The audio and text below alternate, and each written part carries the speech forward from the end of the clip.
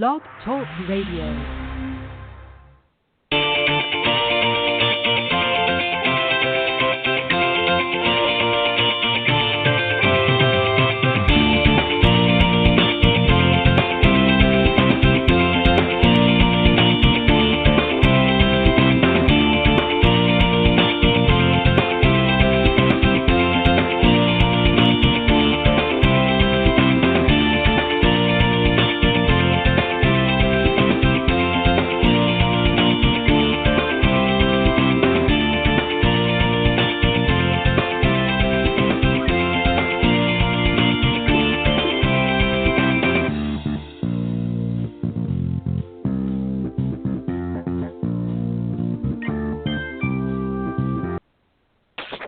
All right, good evening, everybody, and welcome to Golf Talk Live. I'm your host, Ted Odorico, and we've got a great show for you tonight, this Thursday, April 20th of 2017. As always, start out with a great round of Coach's Corner. I've got a great panel for you tonight. Three of them are on board, and one will be joining us in about a half an hour's time. And I'll introduce each of them here in just a moment. And then a little bit later in the broadcast, I'm going to be joined for my special guest, Todd Brugger. He is the co-founder of GetOutGolf.com. He'll be joining me on the second half of the show. Looking forward to that as well. But in the meantime, thank you for joining me here tonight on Golf Talk Live. And let me just remind everybody, we are live every Thursday from 6 to 8 p.m. Central or 7 to 9 Eastern for those of you on the Eastern Coast. And quickest way to find us, go to blogtalkradio.com, type in Golf Talk Live up in the search key, and that will take you to the main page. And, of course, the live broadcast is always front and center. But if you're not able to join us for the entire live broadcast, not to worry. You can visit that link a little bit later on and just scroll down to the on-demand section, and you can listen to the recorded version of the show in its entirety a little bit later on this evening. If you're interested in calling in or speaking to any of our guests anytime during the live broadcast, you can do so by calling area code 646-716-4667, or you can email questions or comments to me during the show or even after the show to ted.golftalklive@gmail.com. And if you're somebody in the golf industry and never been on the show and you'd like to come on, I'd love to have you as a guest. You're welcome to reach out to me at that email as well. And again, it's ted.golftalklive@gmail.com. And as always, every week I update on social media. You can go to facebook.com/Golf Talk Live blog and make sure you have blog on the end there. Update the show there as well as on my personal page. And also, for those of you that follow on Twitter, you can go to Ted and Buck CEO, that's CEO in capital letters, that's Ted and Buck CEO, and you can get updates there on Twitter as well as LinkedIn. Again, thank you for tuning into the show. As I mentioned, we're going to be starting off with kind of a special Coach's Corner with a great group of professionals. Some have been on the show before, and there's going to be a couple that have never been on my show before, so I'm going to give them an extra special welcome this evening. Nicole Weller, of course, has been on many, many times over the years, and she is a Class A member of the PGA of America and the LPGA Teaching and Club Professional, as well as a member of the Proponent Group. She's also U.S. Kids Golf and Spirit of Golf certified. Alongside is also Brendon Elliott. He's the member as well of the Proponent Group and owner of Little Linksters, LLC, and founder of the Little Linksters Association for Junior Golf Development, which is a 501c3. And also joining him in the first part of Coach's Corner is Kris Wilson, and he's the president and CEO of the Littlest Golfer Inc., and that is the creators of the resort-quality golf apparel, accessories, toys, books, and equipment for infants and children, and one of the fastest growing segments in golf. He's joining us on this first half. And then a little bit later on in the second half of Coach's Corner, Dan Van Horn, the president and founder of U.S. Kids Golf, one of the leading organizations in growing youth golf worldwide, will be joining us for some discussion as well. Guys, welcome to Golf Talk Live and Coach's Corner. Thank you for joining me. Thank you, Ted. Thanks, Ted. Thanks a lot. Well, you guys have got quite the repertoire in your bios. I had to actually edit them down a little bit just because you've got too much information. We'd spend pretty much the whole hour just getting all of that stuff out. So we'll sneak a little bit as we go along. But what I thought I'd do is start off with you, Nicole, just to talk a little bit about an organization that you operate as well, the Little Golf Train. Bring us up to speed on that. Tell us a little bit about what it is and where you're at now. Sure, happy to. I'm the head teaching professional at the Landings Club in beautiful Savannah, Georgia. Been honored to be here now for roughly 12 years with my PGA husband, Ty Weller, and that is where I hang my hat and direct a lot of the programs, put programs together for our membership and their guests, do a lot of lessons, and it's really a place where I was able to start working a lot with ages 2 to 5. And I love working with all ages, but that kind of age group is really interesting to me. It's so much fun, and a couple of years ago I matched up with Dr. Patricia Donnelly, who had an idea to create a program that we ended up evolving into Little Golf Train, in which we provide an online certification for professionals and facilities who are interested in kind of getting into this field of working with the youngsters like a lot of other sports are. So we provide online certification, some information. She's got a great PhD background on the theory and what to expect at various ages and how we should be as a coach. And then we have an online kit that the coaches can purchase if they'd like. And Kris at the Littlest Golfer has done a great job with helping us fulfill that. It's been amazing. And then also we have all the training manuals all set to go. So it's basically a turnkey program where we passed our first year mark, and last year we had 17 pros in 5 countries, 17 coaches, or we call them certified conductors on our train. So we're looking to grow and help people get into that age group that are wanting to develop family time for their kids. We just had a Easter camp, and we had 7 2 to 3-year-olds there in that age group. So a lot of fun and seeing families get out there and get into the sport. Fantastic, and I know with everything that you have your hands on, Nicole, you do a fantastic job. I quite often through various areas of social media see all kinds of photos and things that you put up in different posts, and it just looks like a lot of fun. And I wish we had something like this when I was growing up. I obviously got into golf at a very young age, but we didn't have programs that you offer, and Brendon and Kris will talk about yours in a moment.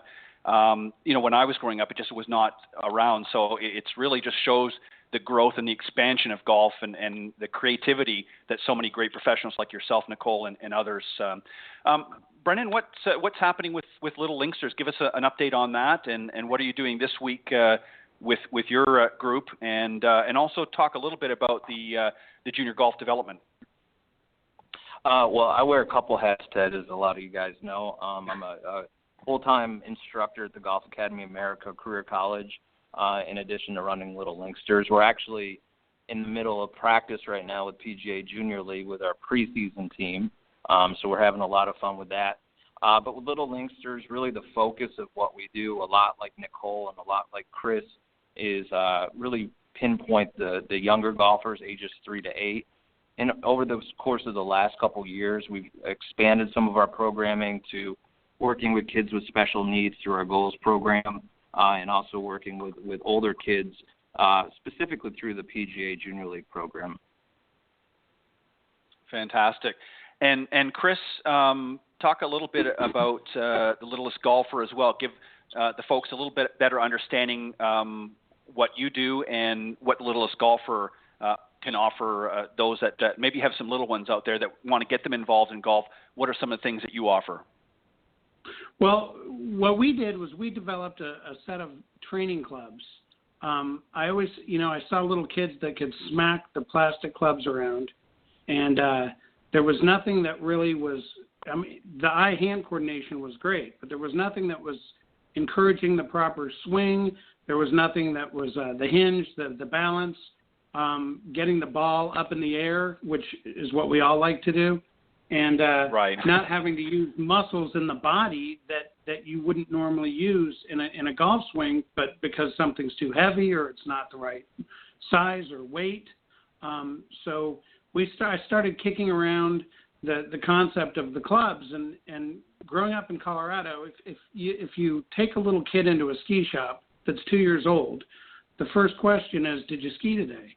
If you take a 2-year-old into a golf shop, somebody might say, are you going to golf when you grow up?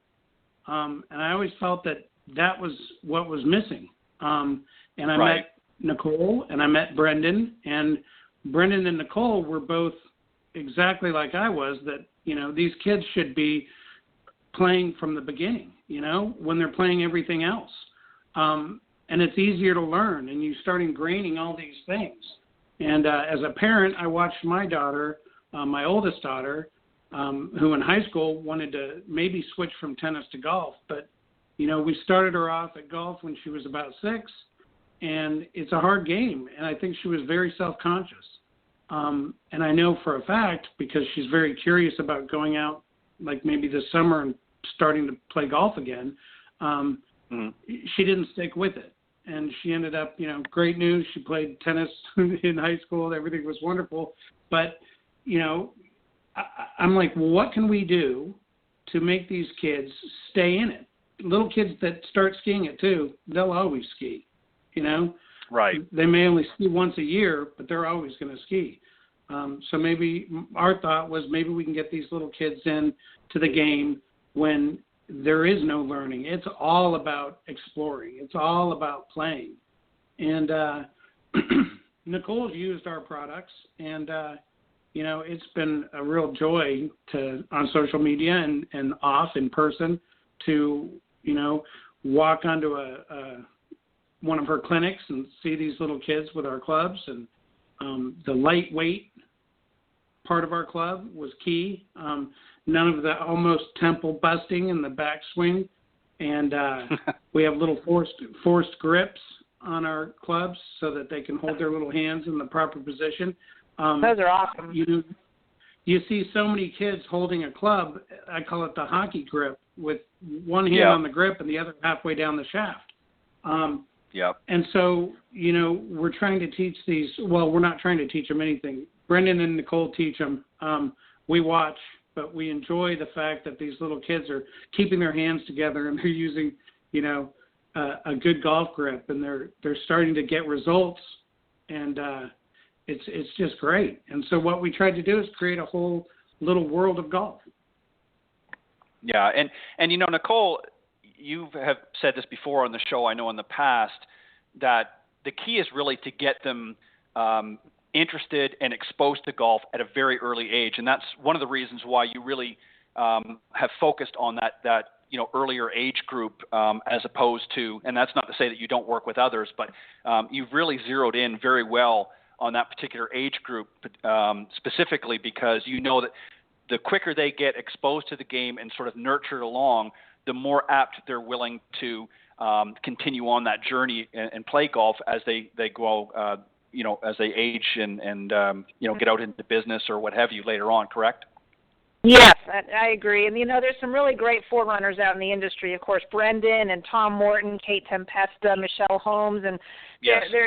Their numbers are starting to grow, and it's great to see what other people are doing. But it's nice to see that age group at least get a taste of it, because there's no chance to have them involved in skiing, like Kris said, and swimming, and just giving them a shot at ball and hole. Have a good time, do it kid style. We don't need a tour pro yet at age 3. And once they have a good time, right. I had a little one the other day. We did a 45-minute lesson. She was 4, and she did. She's like, "Oh, we're done," and it was great just to see her. She wanted to do more, so that's cool.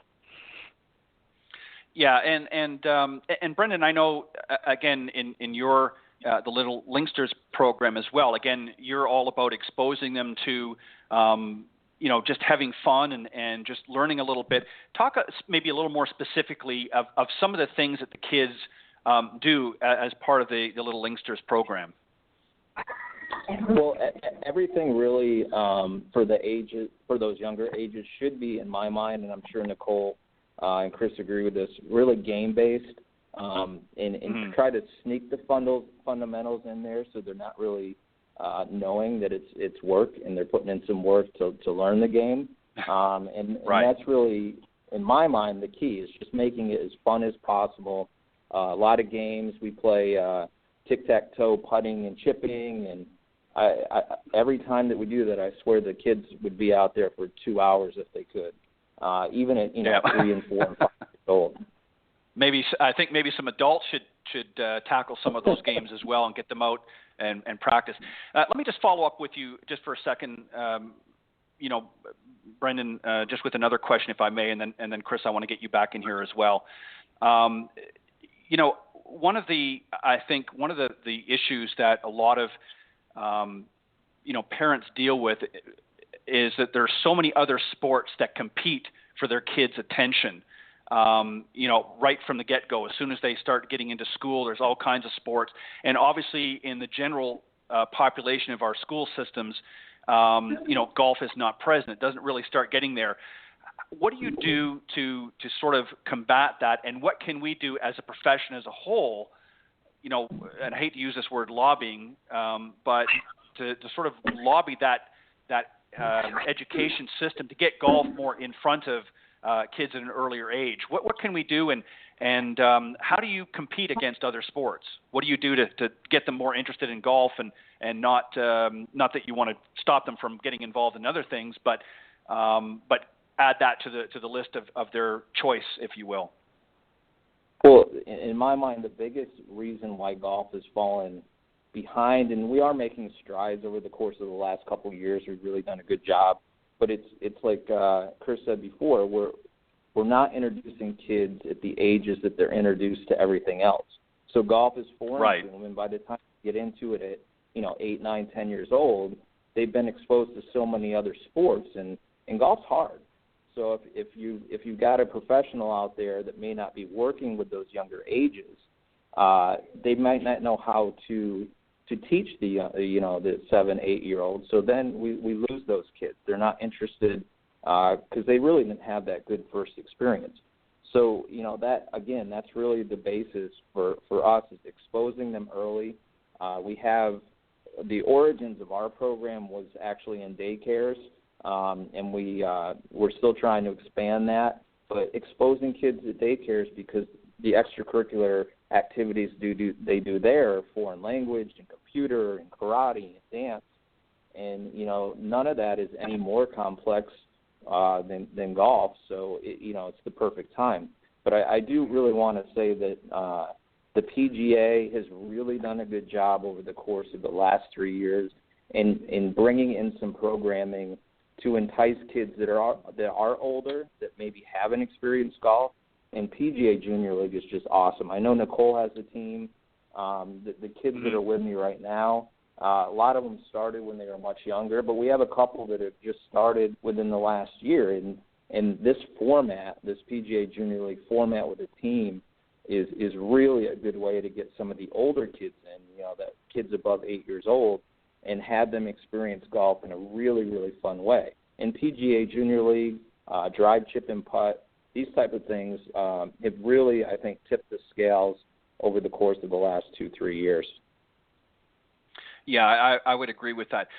Kris, you mentioned just a few moments ago that you had a daughter who started out very young, but then it sounded like she kind of drifted away for golf, but maybe getting back into it. What was some of the reasoning? Was it just a time restraints or just temporarily sort of lost interest in the game? What was her reasoning for sort of drawing away from the game? And then what is her reason for wanting to maybe give it another shot? Well, she started when she was about 6 at our club in Asheville, and it was the normal time at that club, 6 years old. That was when they started their junior golf program. And I think it was just, and that's when she truly started. It was long before the Littlest Golfer. It was long before any of that. I think that she felt very insecure. She right. There were kids that were as good as her. There were kids that were way better than her. I don't think she had felt that exposed, and something that didn't look that hard was so hard. And I think that there was a moment in her mind where, do I really, really want to try and maybe not get it, or do I want to just not try so much? She had, interestingly enough, she had started tennis before that, right. Kind of in a they just started them younger, and she was on the swim team. So golf was hard. It was scary. I think that, that was her. It's funny. And with my, I have a son and a daughter, and my youngest daughter, we're working with her. She wants to like golf, and we're just trying to expose her to it and give her the opportunity. My son, right. I wonder if I didn't start him early enough, and that's kind of a joke, but he couldn't like anything. He couldn't like anything more than golf. In fact, if we don't have to police him for video games, he sneaks the Golf Channel on. He knows every stat. He just loves it, you know. And and we also found that he played basketball for the first time in his life last year, and that really increased his love of golf. And we want him to do other sports, of course. We want him to do team sports and stuff. Sure. Something with him just clicked with golf, and it didn't click when he was 3 or 4. It really clicked about 1.5 years, 2 years ago. He just decided he just couldn't get enough. But the beauty is that he had been exposed to it. And so when, had he not decided this is something I really, really want to try and get better at, had he not been exposed, maybe that moment wouldn't have come. All kids love tour pros. He's the kid I think that is going to be hopefully, the other day we were out playing golf and there was I think the guy was 93 years old that was in the group ahead of us. And I was like, how about that, Griffin? You're 10 and he's 93. And Griffin thought that was cool. Yeah. I think too, and I think guys too, the other issue that's been for a long, long time, it's not just so much the exposure or lack of exposure, but I think, when most kids see, somebody playing basketball or somebody playing tennis, in their local schoolyard or something, there's a variety of ages and so forth. But most people, their exposure to golf, especially youngsters, unless they've been exposed by their parents, is what they see on TV. And do you think, Nicole, that maybe that there has been a little bit of an intimidation for a lot of kids when they see it as an adult game, or they see it as a very difficult game, and one that they don't feel that they're going to be able to master? Not that any of us master it, but do you see that as maybe being a little bit of a deterrent as well with some of the kids? I think it could be. And, when there's parents that don't play golf, how do you get the kids to the course? Because that's a tough thing where the interest is. So, I'll always say that I love tradition unless it stifles progress. So golf has been, a game where there's a certain age, like 6 or 8, probably. It seems to be more of 8, where the kids are then considered mature enough to be able to handle it. But, the game's changing. And, some people go, Nicole, how can you teach a 2 or 3-year-old? I'm like, well, how can you put your 2-year-old child or grandchild in Montessori? I mean, they're soaking it up. They're learning. So it's creating a learning environment. But, I know there's some wonderful programs out there like Operation 36 and Junior Tour, and they're starting to really do some cool things with you start playing from 25 feet from the hole. You play 9. You shoot a 36, and then you go and see if you can go back and shoot a 27, and then shoot a 21, and then you go 3 yards from the green, and then you have a whole new series of challenges, and we're actually doing that with our adults too. And so we're kind of changing the game. It's got to change. Everything morphs in life. So I think finding ways to make it cool and bring it into the traditions, into how we do things now, I think that's important to marry the generations. So. Yeah, I would agree. And I think another area that is slowly starting to expand, but I think with maybe the right amount of focus, would be family golf. I think that, not just, dad going out. Traditionally, it was, dad would go out and play golf and mom would do her thing and the kids would sort of do their thing. But I see an opportunity, especially now with this relationship or partnership, if you will, of the PGA and LPGA working together closely. We actually interviewed 3 of the top executives from the LPGA the week before last, and one of the things that they talked about as being a major expander was young girls from the ages of 18 to 24. There was a big spike of interest and sort of acceptance into the game, and a lot of it is because of what's been going on with the LPGA. But I see an opportunity for the PGA and LPGA and all of its members really sort of focusing on the family aspect, because I think especially when the kids are very young. You know, when the parents go and do something, whatever it may be, on a vacation, if there's some sort of golf, it doesn't even have to be a round of 18, but just some sort of a golf activity or golf-related activity, just to get that exposure to the young kids and do it as a family component, I think they're more likely to be receptive to, being interested in golf as they start to grow and develop. Do you see that as maybe being an opportunity as well? Anybody?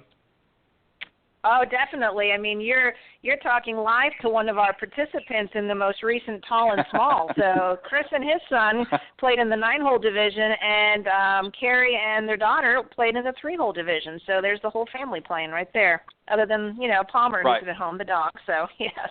But, they were all out there playing different divisions, different options, scramble. So I don't know. What do you think, Kris, having the family out there?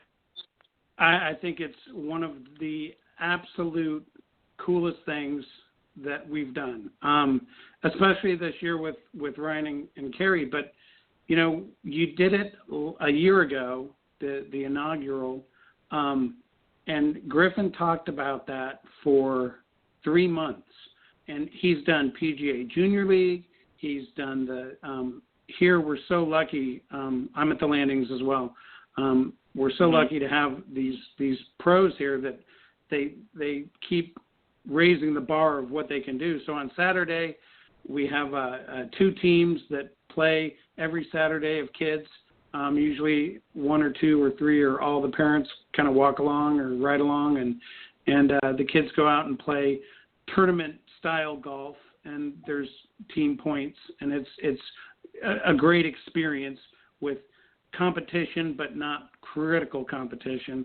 So right. Griffin's had a lot of exposure to a lot of golf things, and for some reason, and I understand because I loved it too, but that Tall and Small, he just loves it. He loves being, on a team with his parent,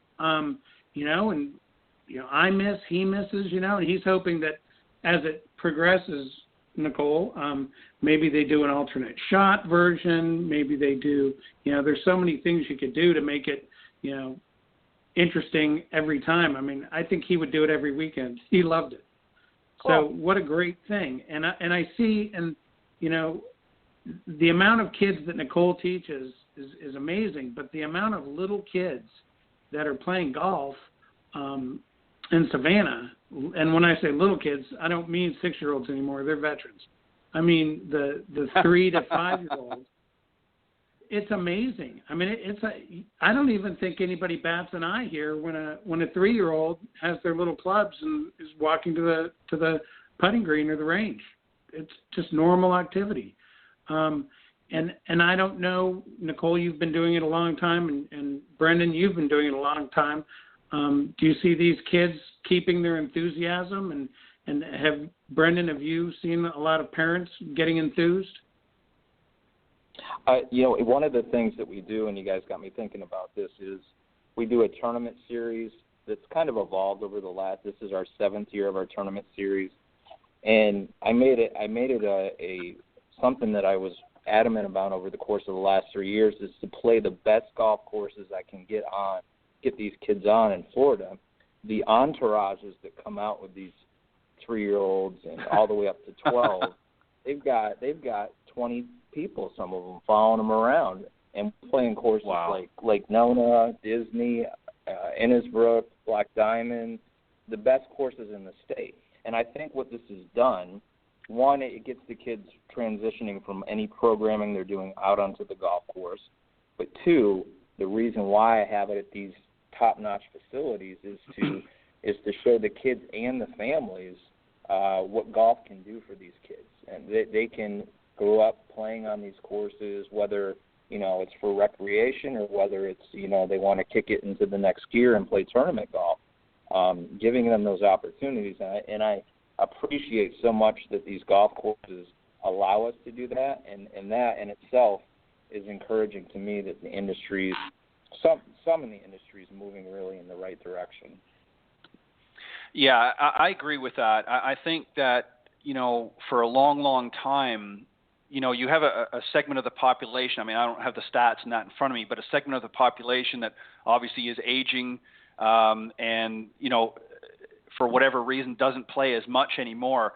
And there really hasn't been, with the exceptions of present company and a number of others, Nicole, that you had mentioned earlier, unless it was some sort of a specific junior program, which ultimately was a funnel into collegiate and eventually possibly into some of the tours. There really wasn't a program or a vessel, if you will, for a long time to really target the youth in golf. It just sort of happened, if like I said earlier, if dad played or mom played or both, junior got exposed to golf, but there really wasn't something targeting. And I think that the PGA and the LPGA tours and obviously PGA of America really have started to come up with these different programs. And again, what you guys are doing is just been a great eye-opener really for the industry, I think, and kudos to all of you for doing that. Just very quickly before we continue, I want to bring, it looks like Dan is ready to join us here. So let me bring Dan on real quick. As I mentioned earlier, Dan is the president and founder of U.S. Kids Golf and the leading golf organization in growing youth golf worldwide. So let's bring Dan on and join Nicole, Brendon, and Kris. Good evening, Dan. Welcome to the show. Hi, Dan. Glad to be with you. Hi, Nicole. Hey, Dan. How are you? Hey, Brendon. All right, thanks. Hey, Dan. Good. Hey, everybody. Good stuff. Well, thank you and for joining us on the Coach's Corner panel on Golf Talk Live. Brendon, I just want to jump to you, Dan, before I give you an opportunity to talk a little bit more about U.S. Kids Golf. Brendon, you said earlier that maybe some of the kids, are they back yet? Or do we want to go that route, or are they still busy with some other things? No, they're here. They're ready and raring to answer any questions you might have for them. Okay. Obviously, well, welcome to all of you for listening to the show, and thank you for joining us. I want to ask you, the kids, obviously, what some of the things that they enjoy most about golf. What do they have the most fun at doing, and what part of their game do they enjoy the most? And that's to them as a group. I would say I enjoy doing chip shots and driver shots and maybe some putting and time. What about you, sir? I enjoy driving and putting. And you enjoy beating coach in contests, right? What about the rest of you? What do you like? Okay, most? Same. Same, yeah. Driving, chipping, putting, both times. So it sounded like they all said they enjoy beating the coach, so that's something good. What is the most difficult part of your game? What's the hardest that you find to do, and what's the easiest that you find? Just maybe ask a couple of them. My hardest is putting, but really the easiest for me is my 9-iron.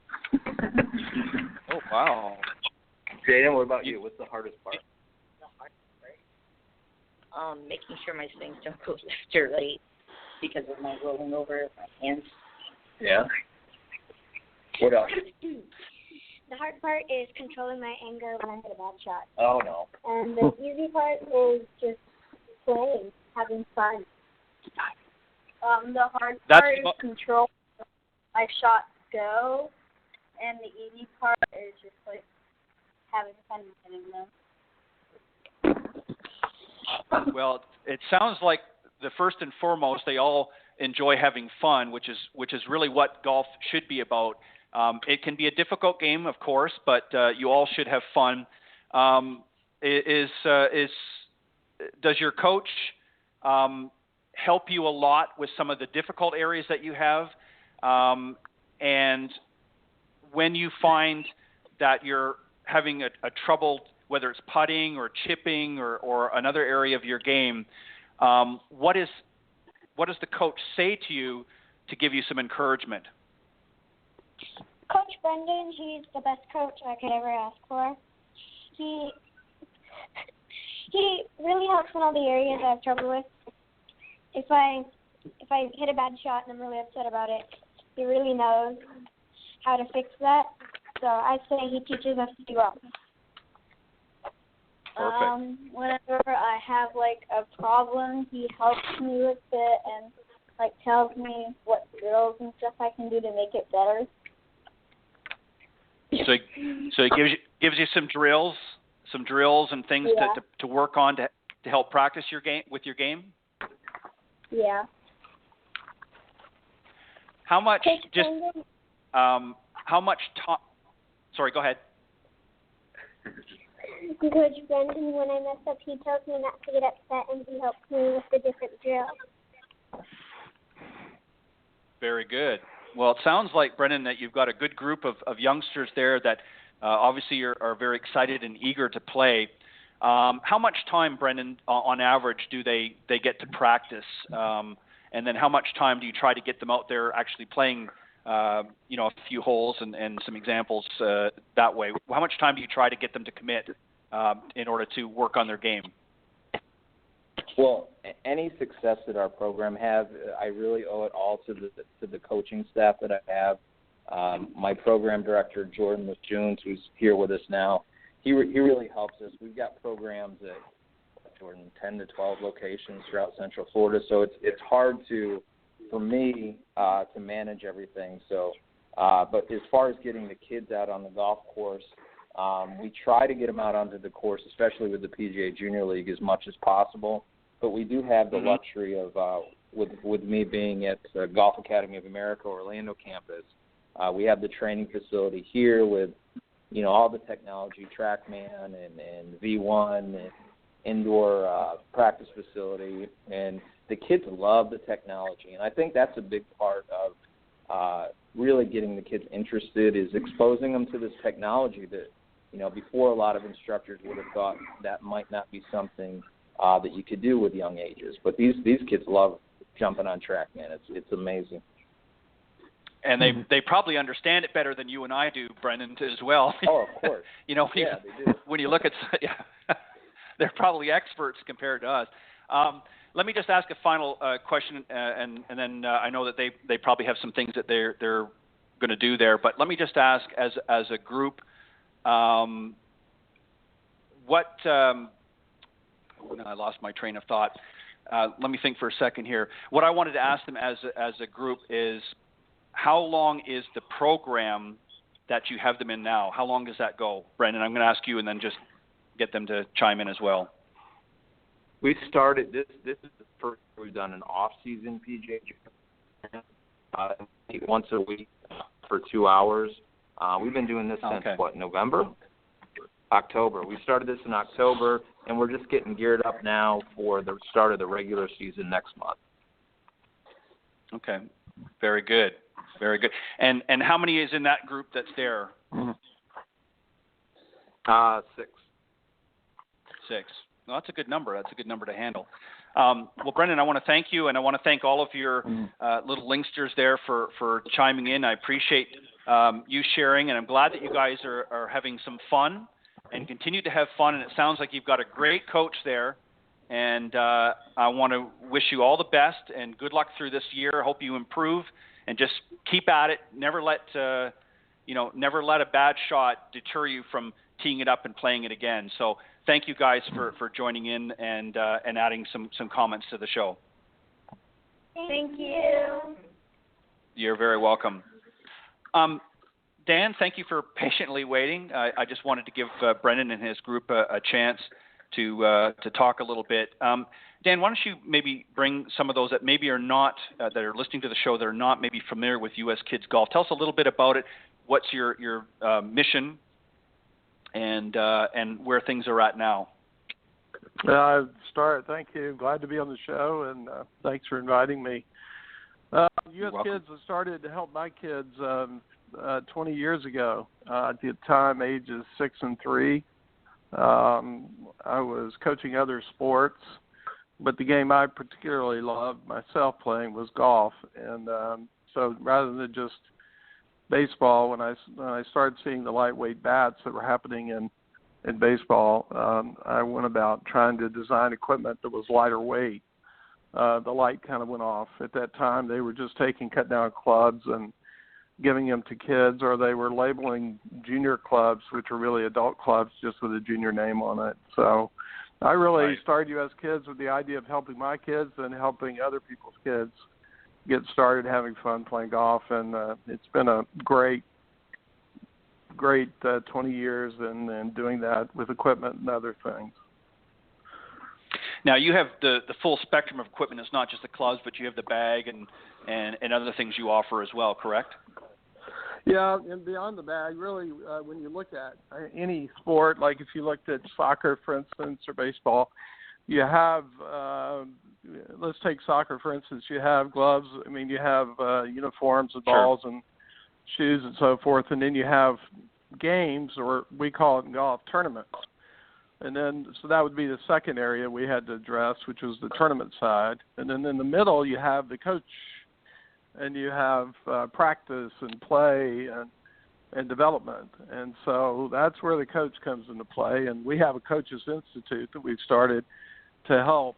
But people like Nicole and Brendon are two of the best and actually are helping us in the process of spreading the word. But it's a cooperative effort within kids coaches, which I believe is really a specialty, similar to an elementary school teacher, if you would, for the most part, who really has a passion and care and ability to bring young kids into the game. And so U.S. Kids Golf really is age group 14 and below, and for the most part 12 and below.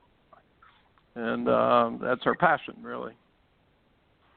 Yeah, and you guys do a fantastic job. You're literally all over the place globally, and a very respected brand in the golf industry for sure. Nicole, just to sort of play off that a little bit, you're very welcome. Just what Dan was mentioning about really sort of a special niche, if you will, in the market of being able to teach these youngsters, and that obviously it has its challenges at times, but obviously is greatly overshadowed by the rewards. Working with the Little Golf Train, I know that you're in the process of trying to train more others, conductors as you call them, out there. Just as a general rule, what are some of the things that if somebody whether they be a PGA or an LPGA instructor, what are generally some of the things that they really need to know if they want to focus more on teaching some of the youngsters like yourself? What are some key elements that they need to understand? Well, good question. And I've been to, I think, 4 of the U.S. Kids coaches certifications. They're awesome. So it's a one day. It's awesome, and you learn so much there. And a lot of what I learned there I've morphed into, what works at our place, and it's been a wonderful basis. So when you're working with kids, they learn purely through play.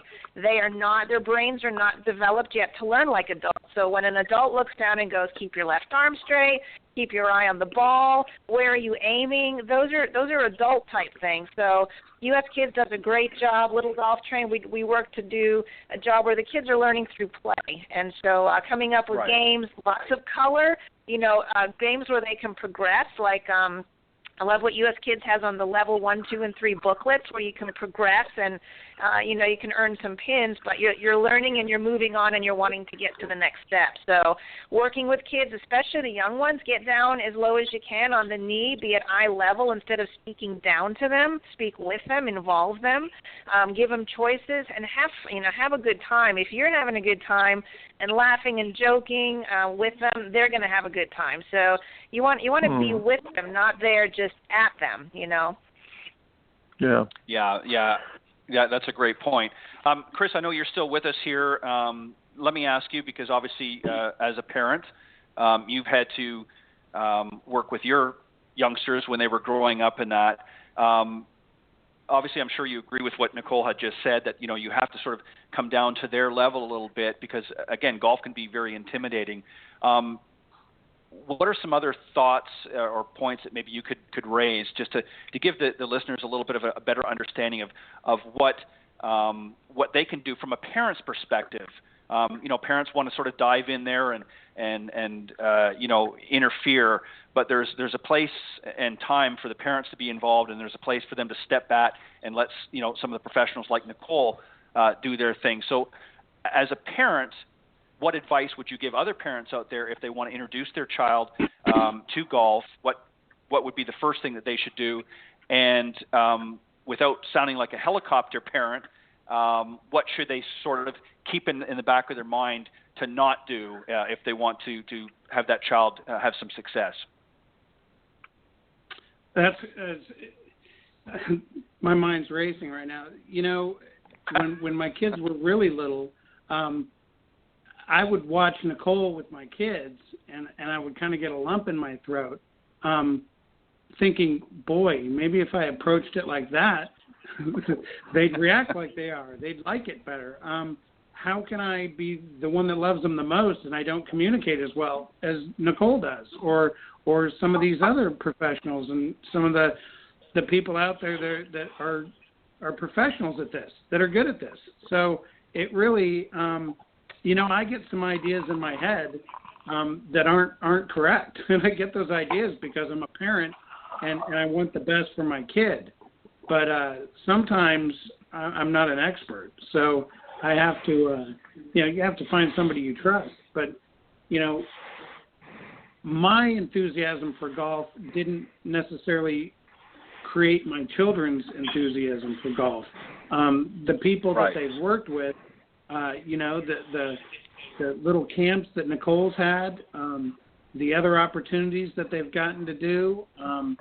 I know that my son looks at the U.S. Kids Tour and tournaments, and that's something that he's got on the horizon, and the exposure that he's gotten with some of these instructors have really ignited this passion in him, and that's something that he wants to do, and I think that they're really good at instilling that and letting the kids do that, and they don't do it the way I would do it. They don't. If my son's goofing off a little, to me he's goofing off, and maybe to a qualified coach, he's learning something or he's experimenting. And so I've learned to really just bite my tongue, and the most important thing is that they have fun, and that's what I see in my kids. They come back from golf and they're happy for hours. So what more can you ask? And I don't know that my involvement, I have my job and they have their job, and that's and I'm not that good at their job, so I leave it to them. Right. Nicole, would you agree that just to sort of add on to what Kris was just alluding to,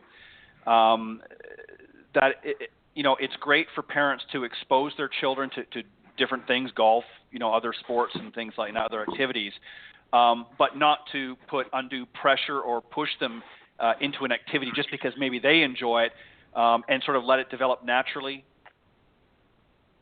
Oh, very much so. And I think, it's really important for kids to be playing a lot of different sports and getting exposure to different sports. There are a lot of stats coming out now on early burnout and, having kids just do one kind of sport, so physically and emotionally. So definitely working with different sports and letting the kids enjoy their experience of the sport, not the parents' experience for the kid. And we just came out with, we have like a handbook, and we added in a little page on being a supportive golf parent.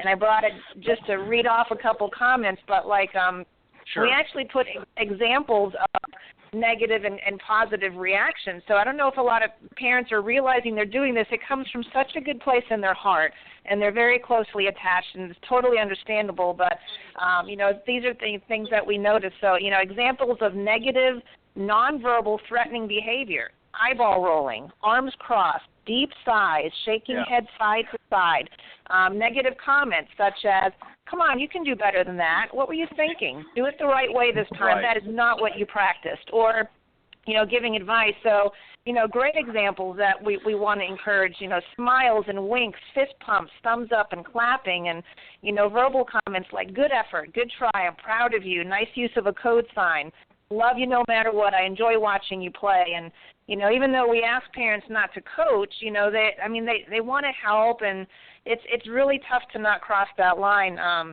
Examples of overcoaching include actually, even in PGA Junior League, telling them what to do. The parents are not the ones playing and making the calls, the kids are. So it's hard not to jump in and watch them. They're going to make a, what you would consider a mistake, but they're so learning.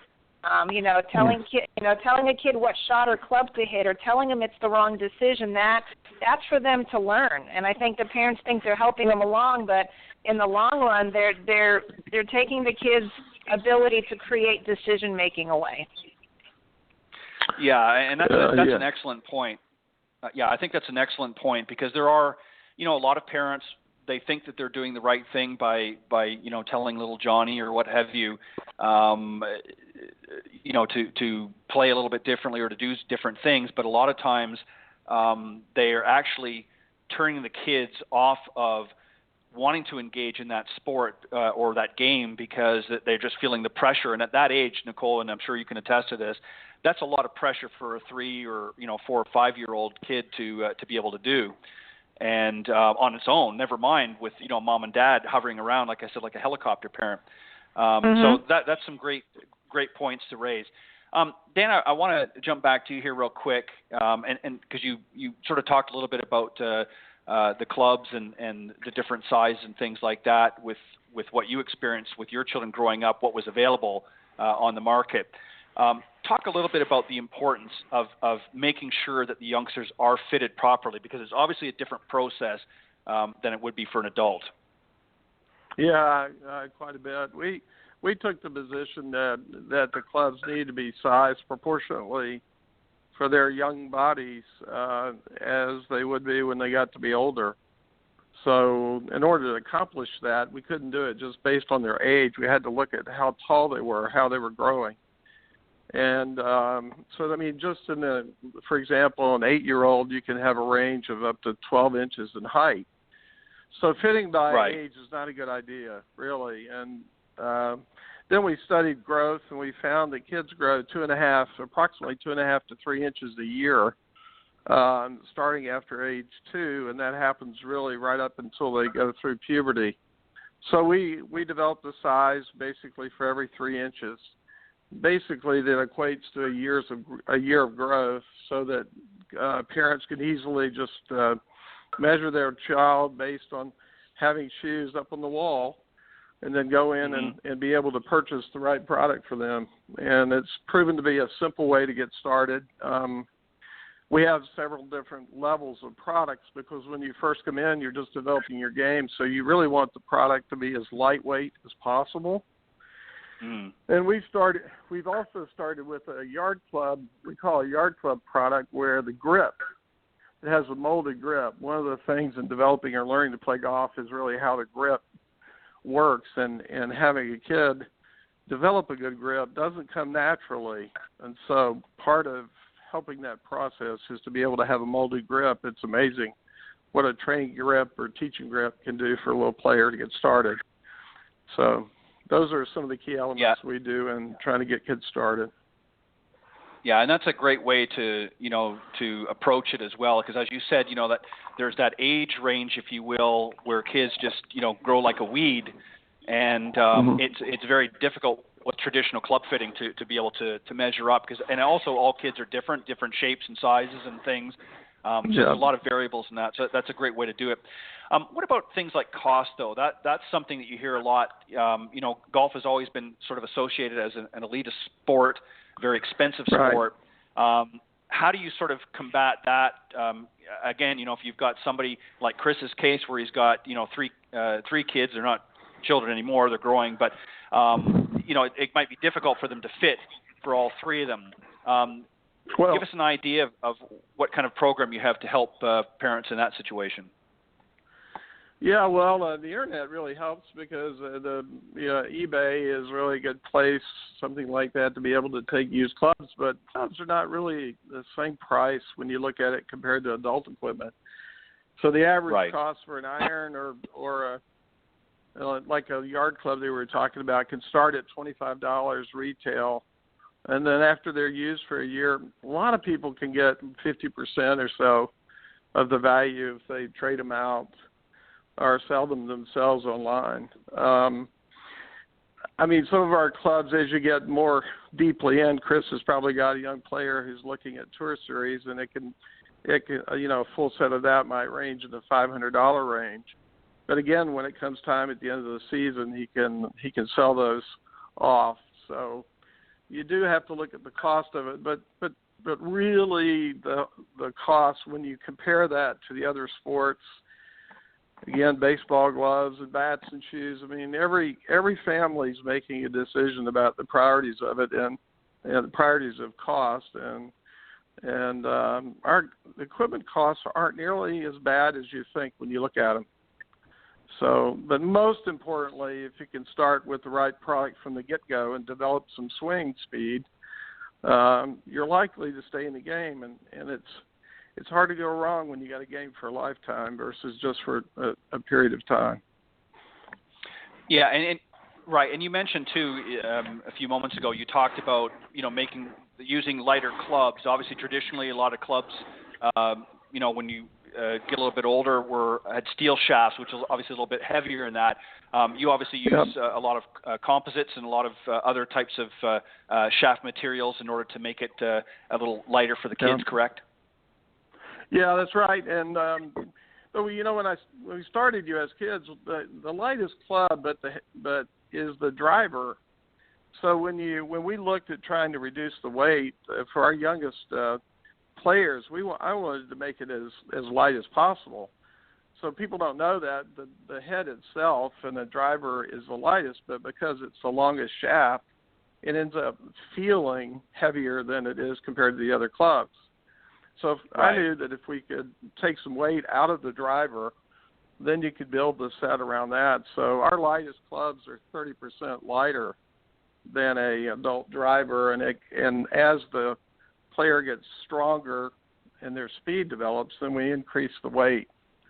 But for the most part, we're almost entirely graphite or composite shafts until some of the players at about age 10 can start swinging, and we recommend some steel shafts for some of the best players. But they're still a very lightweight steel, flexible steel. So absolutely, weight is a critical ingredient. It really has helped us establish the product in the marketplace by being lightweight. Yeah, and like I said earlier, Nicole, there are so many different things now available. When I was playing, first taking up the game as a youngster, my exposure to clubs was, a sawed down, 7 or 8 iron that Dad had, and of course it was still the heavier heads. So, you had a lot of difficulty swinging. It's not like it is now in that. Nicole, I want to give you, I'm going to ask that if you can do me kind of a favor here since Brendon isn't with us right now. We've got to wrap this up. Unfortunately, our time is up. I want to give you an opportunity to let the folks that are listening, if they want to reach out to you and learn more about not only what you do at the Landings Club, but also the Little Golf Train, but also if you can do that on behalf of Brendon since he's not with us, direct those that might be interested in learning more about Little Linksters, and then Kris and Dan, I'm going to give each an opportunity as well to just let the folks know if you have websites or things that you can direct people to if they want to follow up after the show. Sure, definitely. So Nicole, go ahead. I'm reachable in a few different ways. Little Golf Train information is on littlegolftrain.com. We also have a Facebook page and a Twitter page. You can also reach me, Nicole Weller, on Facebook. You can message me through there. And I have a business page called Stick to Sports, and that's on Facebook as well. So a couple different ways to reach me there. I work at the Landings Club for our members and their guests, but I'm always happy to reach out and talk to anybody about questions. Feel free to message me and be able to, touch base with you there. And as far as Brendon, littlelinksters.com, and he has a couple different, foundation and information there. So, and Brendon's also on Facebook as well. So happy to help out. And of course, if anyone reaches out to you to get a hold of me, feel free. So happy to help anyone out with anything I can. Will do. Thank you again, Nicole. Kris, how can the folks, if they want to find out a little bit more about the Littlest Golfer, find out more about some of the things that you offer, where can they go? Is there a website? And if they want to reach out to you personally? Yep, our website is www.thelittlestgolfer.com. And we're also on Facebook and Twitter and all those good things. Facebook is the Littlest Golfer Inc. And you can reach us through our website, or you can reach me, Kris Wilson, on Facebook or through our page. Perfect. And finally, Dan, kids want to find, or parents want to find out more about what's available through U.S. Kids Golf. How can they go about doing that? Is there a website? And also, if they want to reach out, is there some contact information that you can give as well? Yeah, it's just as it sounds, uskidsgolf.com. And if they want to do it electronically, just there's contact information, customer service for both equipment or for the tournaments. But we also have on the site a coaches tab. People like Nicole around the country. Nicole again and Brendon and Kris are doing unbelievable things. There are other people out there, and so we have a coaches tab to try to help parents be able to find a recommended coach in their area. So they can find that again at uskidsgolf.com. Right, and these are obviously the coaches that have been certified through U.S. Kids Golf. If somebody also, they can reach out through that website. If some of the coaches that are tuning in tonight that maybe aren't affiliated with you, they can reach out there to find more information about that as well, correct? Yeah, that's right. There's information there about how to become certified and have their junior program recognized and have people try to find it. We have many people coming, parents looking for good coaching always, so it's always a good thing to do. Perfect. Well, guys, I want to thank you very much for joining me tonight on Golf Talk Live's Coach's Corner. It was a very interesting conversation and sort of a special Coach's Corner. We talked a lot about the youngsters out there, the littlest golfers, if you will, in our community that we want to help sort of foster. And again, Nicole, many thanks for helping to coordinate the guys coming on the show. I appreciate it. And please give a special thanks to Brendon again as well for joining us. I know he had to cut out early. But Nicole, Kris, and Dan, thank you very much again for joining me tonight. And I look forward to having you guys back on a future show. Thank you so much. I appreciate it. Thank you. All right. You have a great evening. Bye. You too. Bye-bye. Okay, that was my very special guests on the Coach's Corner panel, Nicole Weller, Brendon Elliott, Kris Wilson, and Dan Van Horn. Very interesting conversation, lots to learn. And, of course, if you missed the live portion of this show and you're just sort of tuning in now, not to worry. If you go to blogtalkradio.com/Golf Talk Live, you can listen to the recorded version a little bit later in its entirety, and lots of great information. And as the gang said, you can reach out to their respective websites and social media to find out a little bit more how to get involved with the Little Golf Train, the Little Linksters, and the Littlest Golfer, as well as U.S. Kids Golf. So tune into the show a little bit later, listen to the recorded version in case you missed that first half. But anyways, I want to move on to my special guest now. I spoke to him actually a little while ago and has a very interesting business. It's called getoutgolf.com. And gentleman's name is Todd Brugger. He is the co-founder of that organization. And just to give you a little bit of background, Todd's business background spans from everything from startup to Fortune 500 companies. And 4 times he has been involved in launching first-to-market innovations. His experience thinking differently about industries, products, and services sparked an idea when he struggled himself to find time to fit golf into his busy schedule and packed workday, as we all do with travel and family commitments and things like that.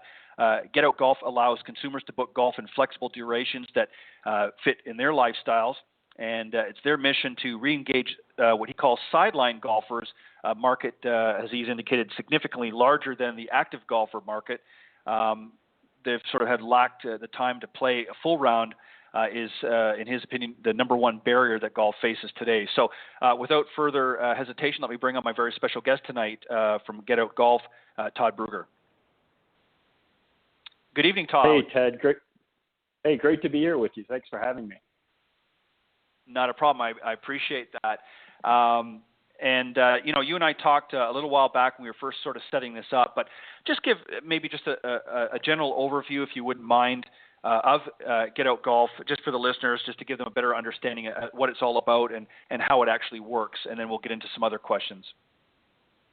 Yeah, sure, Ted. So as you mentioned a little bit in our intro, we're a company that's aiming to turn around this decline that's been going on in golf for about 15 years now, by eliminating the biggest barrier that there is to people getting out and playing the game, which is time. And that's not just our viewpoint, but if you look at any surveys that have been done, the many surveys that have been done by the golf industry, time far and away comes back as the number one barrier. Cost comes after that, and then the big gap between the various other things that keep folks away. So how do we do that? So we're a marketplace, which means we're a two-sided business. We look to connect golfers and golf courses with golf courses that have excess inventory, or in this case, tee times that would go unused. And what we do is we give our partner golf courses a set of tools that allows them to, in a real-time manner, open up inventory to us that would otherwise go unsold. And then we present that to the consumer or golfers through an app and allow them to book a tee time. So what's new and novel, our model, is when you book a tee time through Get Out Golf, the consumer actually gets to tell the golf course how long they want to come out and play in flexible duration. So we sell any 30-minute increment. So our biggest sellers are kind of 90-minute and 2-hour golf outings. And then those are prorated based on a 4.5-hour round. So the golfer would pay a percentage of what they typically would play to go out. And that's really the core of what we do. Incidentally, the first hour of the show talked a lot about getting juniors and youth involved. While flexible durations and time-based golf is where we focus, we also have what we call on-ramp options, or on-ramp offerings, to try to get newer people out engaged in the game. And so two very basic things: junior rates, which in some markets are very, very hard to find, and then playing 100%. And so if you're an adult but newer to the game, obviously we all know that it's easier to start learning the game closer into the holes. So we provide those options as well. And you actually shared kind of an interesting story yourself, because you live, if memory serves me correct, literally I think right across the street from a golf course, and you yourself mentioned about how you found it difficult sometimes to be able to go across and play as much as you want. Share a little bit about that story, and then I want to talk about again about the market, the differences between the sort of the sideline golfer and or lapsed golfer, as you refer to them. Yeah, no, absolutely. So a couple different components to my golf story and experience that led to me thinking about this innovation. One of them is a crystal clear moment in time. So maybe let me tell that story first, and I'll back into my own personal experience with golf. But so I have a couple of daughters. And so one of them plays club soccer, so she's very busy with that. But she's getting to the age that we both really would like to see her play a little bit more golf. She has a long view of it and understands that one of the beauties of the game is that it can be a lifelong game. And so, she's asking me to get her involved. So I take her over, and so she's been in different junior golf groups and clinics. And so we walk across the street to the driving range one particular evening. We get over there, get the bag set up. We're just there for a few minutes, and she looks at me and she's like, "Dad, this is boring." And I'm thinking to myself, okay, great. She's not into it. She wants to go home. And so she follows that up by saying, "Let's just go out and play a few holes. Like, I don't want to be on the driving range." And I think a lot of people, can relate to that. Right. And, And so she really was not in the mood for the driving range that evening. And we packed the clubs up and started to walk home. And I just said, "Honey, that's not a thing. They don't allow you to go out and play holes." And as we're walking off the course, I'm looking around, and like so many golf courses in the U.S. these days, the fairways are pretty much empty. It's afternoon. And I literally thought that day as we walked off the course, there've got to be a bunch of folks like us, and there's got to be a better way to do this. And, as somebody who's, kind of a business guy, I'm thinking to myself, man, I've got the money in my pocket, and the golf course is just turning me away because they don't have the product that fits me. And that's actually kind of in the entrepreneurial world, that's a term, a product market fit. And really the thesis for our business, Get Out Golf, is that the product market fit for golf has deteriorated over the decades. And literally, if you go back, and you and I had this discussion, Ted, right? If you go back decades, our society was a lot different. Our world was a lot different. And, Dad could go off to the club on a Saturday morning and spend half of his day there and play golf. And today, we're all so busy. We're all suffering from time poverty that we believe the industry just needs to change and adapt a little bit and put something out that will connect with people that aren't avid golfers but have an interest in participating in the sport. Yeah, and you raise you touch on a really interesting point, and we discussed this when you and I were on the phone privately. You're exactly right. I can remember growing up as a youngster, Dad going off to the golf course. On occasion I would go with him because I started playing fairly young, but a lot of times he would go and he would meet some of his friends or associates, and they would, again, make an afternoon of it or a morning of it, whatever the case was. And, nowadays, as you said, with time restraints, and also, too, there wasn't as much competition for our time back then as there is now. There's so many other things, with social media and especially for the younger groups, they don't have as much time. They're not willing to commit, 4 to 6 hours to play 18 holes, on a regular basis. So the industry has kind of missed the boat, if you will, for years. So this is what really kind of intrigued me about the service that you're providing here, is you're kind of filling in a niche, if you will, something that the golf industry obviously hadn't thought of before, but really, like anything else, is slow to change. But you're starting to get momentum now with what you're doing, and I think you're going to see over time that more and more of them will come around and recognize what product that you're offering is something that they all need to jump on board with. But explain a little bit the terminology, if you will, so some of the listeners out there that may not be familiar with it, what you mean by sidelined golfers.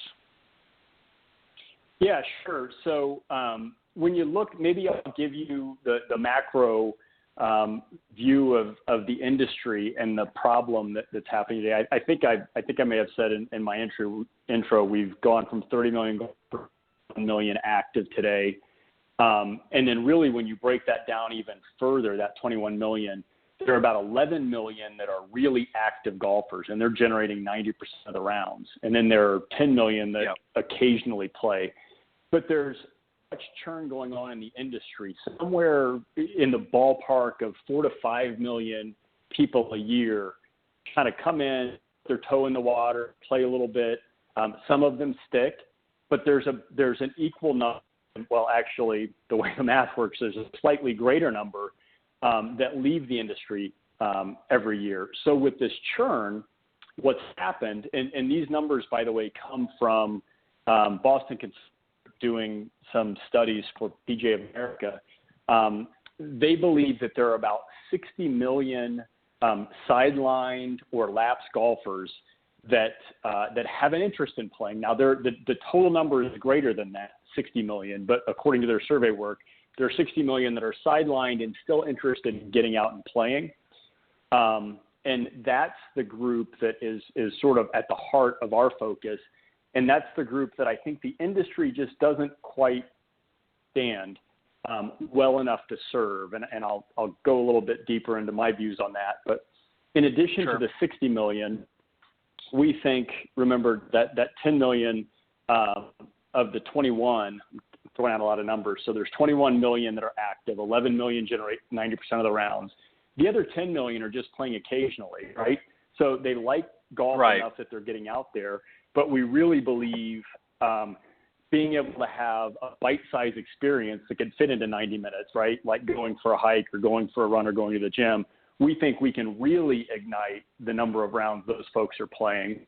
So there's that group of golfers. And then on top of all that, there are people that, have not even played, but if given the opportunity to go out and play golf that fits in their life, they would come out to the course. So think of this.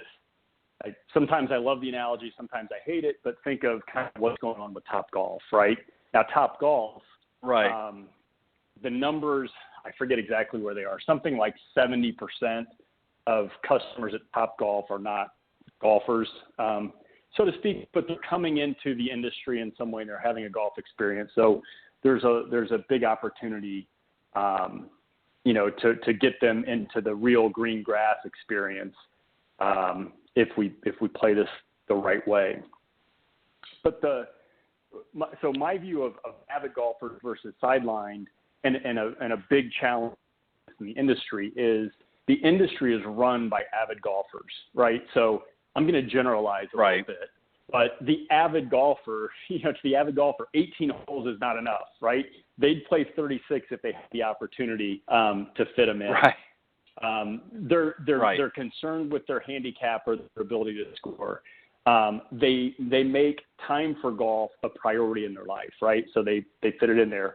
Now, the casual golfer, so someone like me who loves the game but doesn't get out nearly as much as they'd like to, again, generalizing, they view golf more as a break or distraction from their daily grind, right? It's a stress reliever. Figuring out how to hit that little white ball has this magical ability to wipe away whatever your stress of the day was. Now, whether they get a birdie or a par or a double bogey on the hole probably isn't going to make or break their experience, right? They're just out there getting distracted. They view it as to spend time with those most important to them, perhaps. And this last point that I would make about these casual golfers is probably not something that I appreciated or understood before I started the Get Out Golf journey. I'm always amazed at the number of people I talk to about golf that play a little bit that say, boy, after about hole 12, 13, 14, I'm pretty much done. And then I'm just trying to get through the rest of the round. So they really don't want to be out there even for the 18. Now, the problem is, as I said, the industry is run by avid golfers. And then you also think about the people that are running these operations. Who are they seeing day in and day out? Who's generating 90% of the round? Avid golfers. So what's their entire view of the industry? It's the product that the avid golfer wants. But as I said with the earlier numbers, we think there are about 8 times as many people who are out there. If they had a different flavor of golf, one that sort of made this product market fit thing work for them, I think we'd see a lot more people out there, and that's the mission we're on. Yeah, and the other thing too, Todd, that comes to mind in obviously where I am here in the northwest part of Florida, in Florida in general, there's a ton of golf courses around, but in my specific area here, there's quite a few, and much like yourself, when I drive along, a lot of times there are courses throughout the day where there's hardly anybody out there playing, and we haven't even got into the thick of the summer season yet. So you've got vacationers. I'm here out on the beach, so vacationers coming down. Some are going to play golf, some are not. They haven't even gotten to the heart of the golf season yet.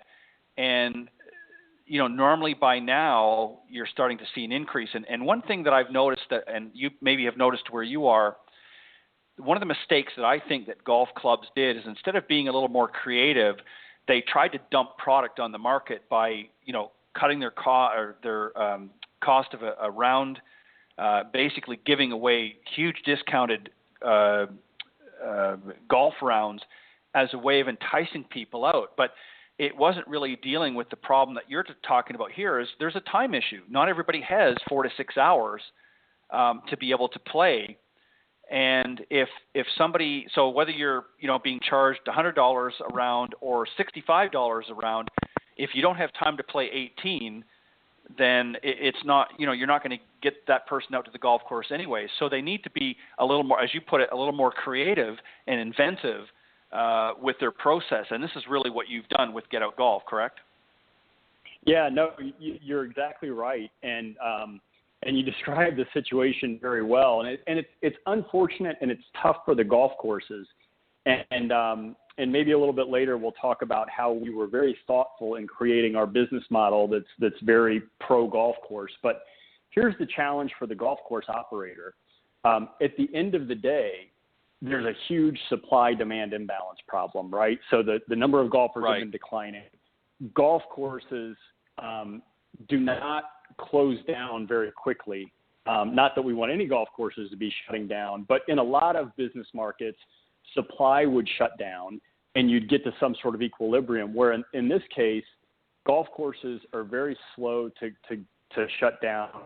I think we have somewhere in the ballpark of 16,000 courses in the U.S., and I think we have about 100 closing a year, or maybe it's 150. So the implication for the operator is that unless they figure out how to offer something different, and they're offering basically the same commodity experience, there's this race to the bottom, right? Because their volumes drop. So the golf course down the street, their volumes are dropping, and they just start undercutting price. And in that scenario, there's no light at the end of the tunnel. The only light at the end of the tunnel is if we can, generate more demand. And that's where we come in and do something different. So that's why we're truly focused on bringing those lapsed or sideline golfers back into the industry. So it's an incremental golfer to the golf course. It's an incremental round. We do it in a way that is price positive for their overall rates. And, that doesn't even get into, food and beverage and other, pro shop consumables that could be picked up and will be picked up just by getting more bodies out to the course. So it's a tough business right now for the operators, for sure. Yeah, and like I said, I think that some of the earlier guests that I had on the Coach's Corner panel, that are dealing specifically in junior golf,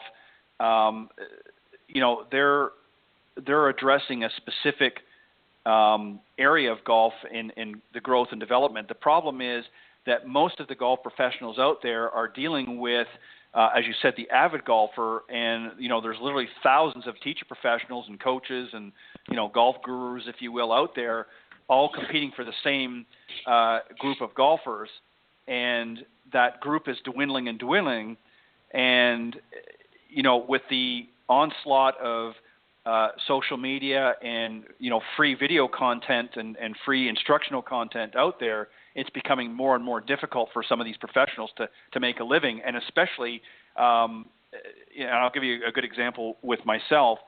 I teach basically to a lot of corporate types, and I went to a golf course, I'm not going to name the name, but a couple of years ago, and I had a select key group of individuals that I could bring to their facility, basically any time that I wanted. And because I don't work at that specific facility, but it's in proximity of where I am, I said, I wanted to approach the GM and obviously the professional and that, because I didn't want to step on any toes. And I said, look, I've got a group of XYZ number of players that I can bring to your facility. I want to be able to do this, that, and the other. And I'll give you whatever in writing that, I'm not going to solicit while I'm here. I'm just simply want to do it. And very respectfully, mind you, but they declined because they didn't want to have somebody else in that position on their facility. And I thought to myself, now I practice there all the time. I've been there, just as we were talking about earlier, about seeing blank fairways. I've been out in the practice tee many, many times, playing in my own game, and I've never seen any of their professionals out there giving a lesson. And I thought to myself, and it goes really to the point you were making, is they're selling themselves short. Here's somebody saying, I'm going to come with X number of people on a regular basis, and they didn't want to do that. And I'm sure when you first were, approaching some of the golf managers and that was probably a bit of the feedback that you got from them. They were very slow to change. Is that something that you experienced as well? Yeah. No, I mean, I think that's definitely the case. I think it's a very conservative industry that effectively from a business standpoint and running these golf courses, there's been almost change over the decades, and so that's that is a big challenge, and I think it takes some time for these new ways of thinking to take hold. But and I'll also tell you this. I mean, I more deeply appreciate that now, being in the golf industry. But when I came into it, I'm not from the golf industry. I would not have tried to bring an innovation to this market had I not observed that the industry was really effectively almost in crisis mode. And I know that there are some people out in the industry that are going to the mountaintops shouting that, and there are others in the industry that are saying this is just a little blip. We're fine. And time will tell who is right, but I think that being in that near crisis mode is something that's going to hopefully drive people to go try stuff, because without making a change, we've got I cited. I mean, it's 15 years now. It's been since 2002 that we've been losing golfers, and when you look at the data, the last few years, the declines have increased. It hasn't been getting better. So hopefully that'll spark some people to move. Yeah, and the stats don't lie. I mean, and part of it, and in all fairness, the age of golfers. I mean, as people unfortunately pass on, which is a fact of life. Death is a fact of life. That is a big proponent. I mean, many people 50 and over is probably a big chunk of core of your avid golfers. So as people, have health issues or pass on, and new golfers are not replacing that, that's one area that numbers are going to decline. And this is why, it's important for, as I mentioned earlier with the guests on the beginning, it's even more important for them to get into, different avenues, if you will, to get some of the youngsters out there learning the game in whatever fashion. Again, it doesn't have to necessarily be, a round of 18. It can be in what you're proposing here, just to get out and just enjoy it and have a few holes and maybe in a 30 to 60 or 90 minute play as opposed to 2 to 4 hours. And this is something that I think the industry is starting to recognize, but like everything else, it's been slow to change. So walk me through a little bit, and for the listeners, a little bit the process from the golf course's perspective and from the consumer's perspective, how Get Out Golf works. What's the first step if somebody wants to get involved? Yeah, so let's start on the golf course side of things, because we have to have inventory to make the marketplace work. So for the golf course, what we do is we provide them with some tools that we go in and we look at what is your week, what do your 7 days look like right now in terms of utilization. And to make things very simple, we sort of say you've got some areas on your tee sheet where you do pretty good business.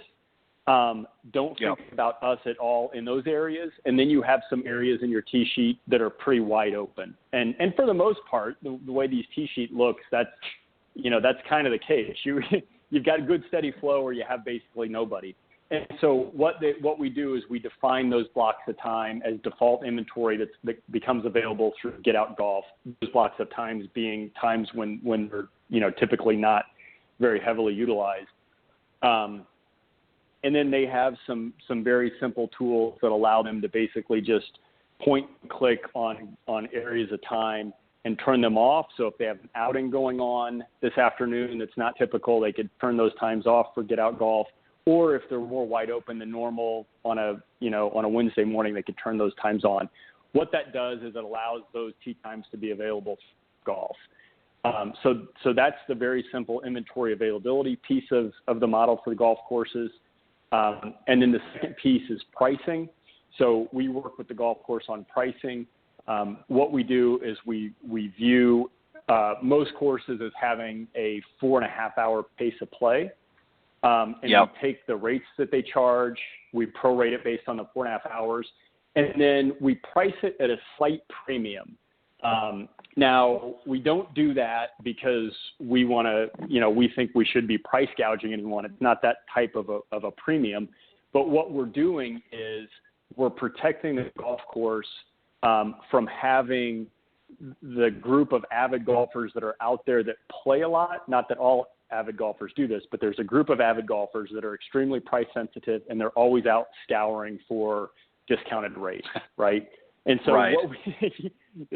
there are a lot of those out there, and there's nothing wrong with that. Oh, yeah. That's a lot of consumers. So we implemented this slight premium pricing into our model just so we could say to the golf courses, look, we want to help you with your distressed inventory, but we're not a discount channel, and we're not going to bring you a bunch of discount golf, and we're not going to hurt your overall pricing. Right, so you can help fill your tee sheet. You could bring golfers back off the sidelines, and you're actually going to help your discount problem by working with us. So we work with them on the pricing that way. Yeah, and that's a great point to mention, because that was what I said earlier was one of the criticisms that I had with what a lot of golf courses have done, is they've just felt that the way to fill up that timesheet or tee sheet is to discount and discount and discount, and actually had the opposite effect. Some of the avid golfers, as you said, were like buzzards and got in there, but it didn't really do anything to generate many new golfers. Right. So if I paint the picture of Get Out Golf for a golf course operator, I would say, listen, first of all, we want to sell a product that effectively doesn't exist today, right? We want to market that and communicate it to people who are not coming out and playing golf today or are not playing very often, right? So we want to get net new golfers on your facility, generating net new rounds, and we want to do it in a way that is price positive to your facility and not a drag and a discount. And we're going to do it in a way where you, Mr. Golf Course Operator, are always in control. So what does that mean? You've got real-time tools that allow you to put inventory out onto our platform or take it down. You've got control over your price, and so you're always going to be able to use us in a way that's positive for your facility and for your operation. And then the other thing that I would say to golf course operators is I think about in today's world, there are sort of two ways that you can market your facility, and we want to be a third. The first way you market your facility is you market it yourself. And so when you market yourself, you basically want to say to golfers, come play our facility. Here's the reason we want you to play our facility. Now, the second way it gets marketed is through a third-party marketer. And there are a couple of well-known that are out there, one very well-known. There are other smaller third-party. But the main lever that a lot of those third-party marketers use is price. So where the golf course marketing for themselves says, come play our course, I would generalize the third-party marketer as saying, lowest price is over here, right? That's how I'm going to attract the eyeballs. And maybe they come to that golf course. What we want to do is we want to go out with a message that says, you should be playing golf, and now you can play golf because we have a product that works for you. Right? So completely different message and model from what exists in the marketplace today. And so that would be kind of all those things together would be, the way I would explain how we want to partner and help golf courses. The other side, go ahead. No, please go ahead. I was just going to say, ask if you wanted to talk about anything before we transition to the consumer side of Get Out Golf. Yeah, just very quickly, just to sort of reiterate what I was saying earlier. This is something that I've seen in the golf industry for a long, long time. Is this sort of traditional third-party marketing, and as you mentioned, there's some major, a couple of major players out there, but and a few smaller ones. And one of the issues with that is what you just pointed out, and what I've mentioned as well, is that it sort of takes the eye, if you will, in a direction that is not beneficial for the course operators, because what it's doing is essentially cheapening their product.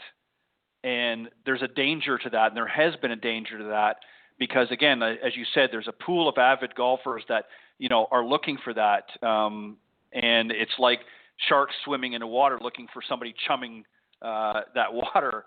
And that's what some of the third-party marketers are doing. And again, what it's done is it's not increasing the number of golfers. It's just taking away from the course operators' bottom lines, because now they've had to, you know, greatly in some cases discount these rates. And because they're not getting enough inventory being sold, they're actually losing money trying to fill those slots. So you've essentially flipped it and done the opposite. You're not taking away the potential revenue. You're creating a product and or service that is going to appeal to a broader spectrum of people, as opposed to, you know, having tunnel vision and saying, okay, well, you can only do this. Now you're saying you can do this, or you can do this, or you can do this. So you've given them many other options to think about. And I would say, would that be a fair assessment? Yeah, no, I think very much so. That's a good way to put it. And look, so let me be fair. It's not always a bad idea for a golf course operator to use a third-party marketer, right? And it's not always that situation, but much like you said, it's different, and you know, and so you have to think about your entire marketing mix and your entire marketing strategy, and you have to figure out where it makes sense, and you have to figure out how to manage that relationship. So while the way I've described it, it may sound like a negative. In some cases it is. In some cases it could be a positive. There's no one size fits all for an operator, but there's definitely a place to use a third-party marketer if they're used in the right way. Yeah, and I agree. And I think there's a timing and a place for everything. I think, and I hate to use this word, but I think when that gets abused to the point where a course operator is relying too heavily or solely on that third party, then ultimately what ends up happening is, as you mentioned, they're basically giving away the shop. And, you know, there's nothing wrong with discounts. Everybody likes to get something discounted once in a while. But if you get into a pattern of that, then what happens is the consumers after a while just say, well, hey, don't play from you know, January to such and such, or don't play from June to August. Just wait here because the prices are going to go down. And they anticipate that. And as I said, it's not doing anything but hurting the bottom line. So let's move into the consumer side of things. So from a consumer standpoint, what do they need to do? Yeah, so the consumer will download our app. So we do all of our consumer interaction through an app. So we're on the Apple App Store as well as Google Play. And when you open the app, you're presented with a list of golf courses that are on the platform and have inventory available, have tee times available. We offer today and tomorrow's tee times right now, and we did that. We did that basically as another means to help protect the golf course from having to make inventory allocation decisions too far into the future. So, you know, said another way, golf courses. One of the things that we've had some operators say to us is like, well, boy, why would I want to, you know, let's just for simplicity say it's an $80 a round course. So they would say something like, well, why would I want to sell through you for $40 when I could sell that tee time for $80 if I sell it as a full tee time? And our answer is, well, geez, if you can pick one of those two, for sure, all day long, pick the $80 round. But guess what? If you've got, you know, tee times perishing for no revenue, which is half of your tee sheet, wouldn't you rather have the $40, you know, person come out and play for a couple hours instead of having that go away? And very quickly they realize that, yeah, boy, that makes a lot of sense. But they still have that question in their mind of, if I sell this for 40, could I have, you know, sold it to somebody else for 80? And so we felt like if we just put a couple of days of inventory out on the platform, You know, a golf course is not going to have something sold 5 to 7 days now and feel like maybe I could have gotten a full round out of that. So that's another piece of our practices around the golf course operators. But the consumer then would see today and tomorrow, they would see a list of golf courses that have availability. There's search capability, right? So if you wanted to put times a day or, you know, filter by distance and things like that, you can do that. But effectively, the consumer then picks a golf course nearby that they're interested in playing. They would be shown a list of tee times that are available with the corresponding hourly rate that goes along with that. Golf courses could set, you know, different rates throughout the day, just like their tee sheets or their rate sheets show today. The consumer picks their tee time, and then they're presented with the ability to pick a duration. So that's where they would pick, you know, any 30-minute increment. As I mentioned earlier, while you can, technically you can book as little as 30 minutes, which I don't think we've ever sold 30, and I wouldn't anticipate it, but that's available, all the way up to 4.5 hours, but by far. And we've sold a lot of 1 hour, but definitely 90 minutes and 2 hours are the most frequent thing that people are buying. We're seeing a little bit, some people buying 3.5 hours, but 90 minutes to 2 hours. And then you have, as a consumer, set up an account, right? So you sign in the first time with your email address. You put your credit card information into the app. So just like you do with an Uber or any of these other convenience apps, you do that once, and then you're ready to book your round. So it's about a 30-second process. If you know the course that you want to play, you find your tee time, pick your duration, your number of golfers, and then book it. The golf course gets the booking, and you're ready to show up and play. The other thing that we've built into the platform for the consumer is, you know, golf is a social experience. You can actually build a friends list in the app, and then when you book your round, if you don't already have a foursome and you want to invite or at least alert a few of your friends to the fact that you're going out and playing, you've got an option after the booking to invite friends. You're presented with your friends list. You can select anybody that you want to get the notification, and then they would get an alert on their app. Once they get that, the recipient of that alert can actually join your group with 2 taps on the device. So they would tap the alert to see the specifics of the booking, the golf course, the time, the duration, et cetera, and they've got a book now button at the bottom of that if they want to join you. That's fantastic. Now, is there a statistical component to it as well? Are the rounds or the bookings stored within the device so that people can see and track what they've done? Does that have that ability at all, or like a reporting feature, if you will, for somebody that wants to, know how many rounds they've played in over a month or something like that, or partial rounds? So great question. So right now, there is a bookings tab that would have logged all of the bookings that took place. So you could go through and you could review all of those bookings. We have not yet built reporting and other things like that into the app. One of the things that, there's this concept of gamification, and I can't remember if you and I talked about this before. We haven't put it in. Right now we've followed this MVP, or this minimum viable product approach to doing a startup. So we've said, okay, what do we feel like is really important to have in there at the start?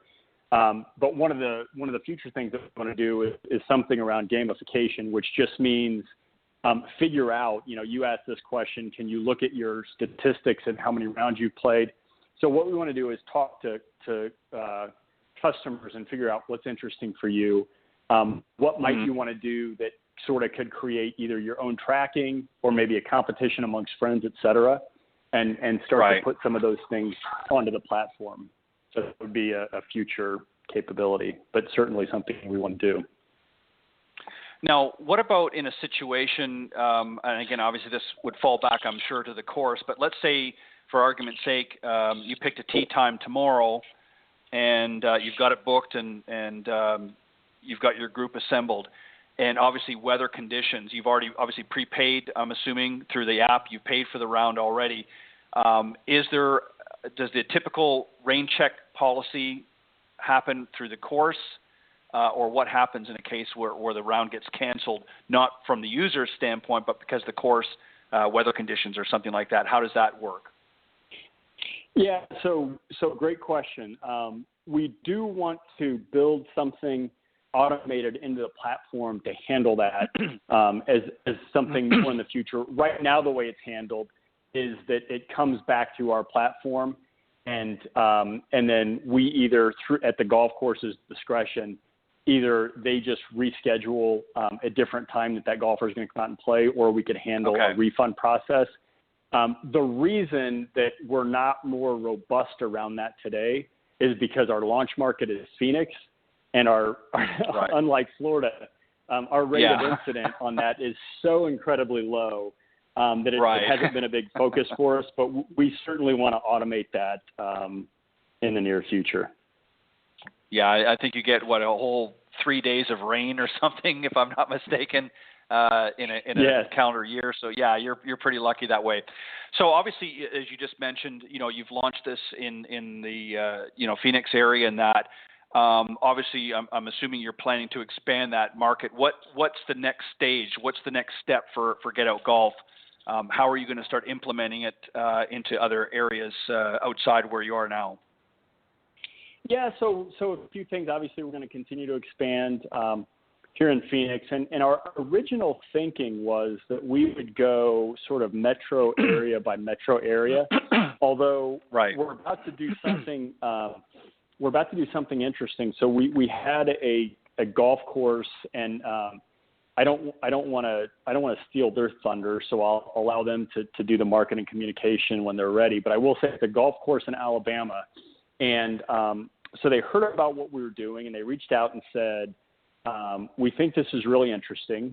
How could we participate? So we had a conversation with them, and they basically want to launch. And so one of the things that we talked about is we've got all the technology that allows you to do this, but we're not in Alabama, so you're going to be left to market this for yourself. And so we have marketing collateral and digital tools and other things to help them, but they're basically going to be pushing it themselves. And so it'll be interesting to see how that goes. I'm actually fairly bullish because I think a lot of the success depends on an operator having the right mindset and being, very progressive in how they think about things in market. And this particular operator definitely fit that bill.